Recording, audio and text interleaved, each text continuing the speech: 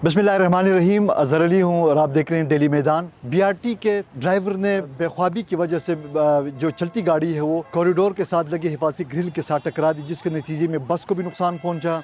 Anne Shahidin के मुताबिक कुछ मुसाफिरों को भी हल्की चोटें आई हैं।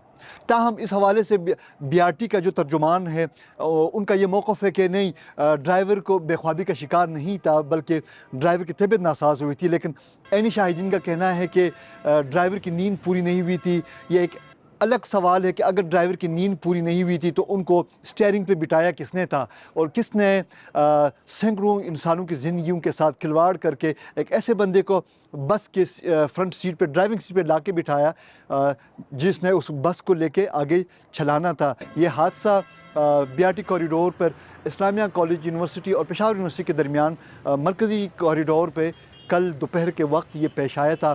ताहम खुशकिस्मती से इसमें कोई ज़्यादा नुकसान या किसी के ज़्यादा ज़ख्मी होने की कोई इत्तलात नहीं। ट्रांस पेशावर ने इस हादसे की तहकीकात का भी ऐलान किया है।